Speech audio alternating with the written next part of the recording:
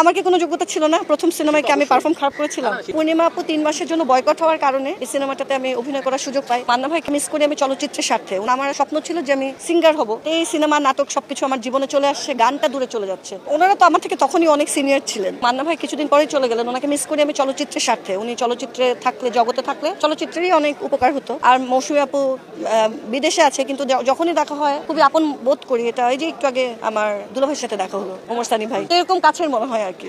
আমার আসলে সিনেমাটা করারই কথা ছিল না। সিনেমাটা করার কথা ছিল হচ্ছে পূর্ণিমা আপু ৩ মাসের জন্য বয়কট হওয়ার কারণে এই সিনেমাটাতে আমি অভিনয় করার সুযোগ পাই। আমি অনেক কনফিউজ ছিলাম, কারণ আমার আসলে স্বপ্ন ছিল যে আমি সিঙ্গার হব।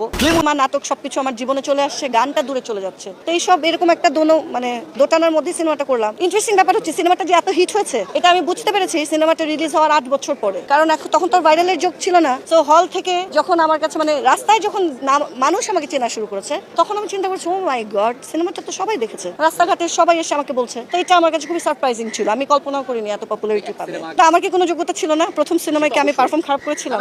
আমি সুযোগটা পেয়েছি এবং আমি ছোটবেলা থেকে নাচ গানের সাথে জড়িত ছিলাম। আমার বাবা একজন সঙ্গীত শিক্ষক এবং মিউজিক কম্পোজার। তো ওই কারণে আমার একটা ব্যাকগ্রাউন্ড ছিল, যে কারণে আমি ভয় পাইনি। প্রথম সিনেমাতে সবাই নার্ভাস থাকে, তো আমার নার্ভাসনেসটা ছিল না। এটা আমার জন্য একটা বড় প্রাপ্তি ছিল। মানুষ মিস করি, এফডিসিতে আসলে সব মিস করি। একটু আগে এই রুম থেকে বের হয়েছি, এই রুমে একটা পুরনো এসি ছিল, আমি ছোটবেলায় সিনেমা করেছিলাম, ওই এসিটা মিস করছিলাম।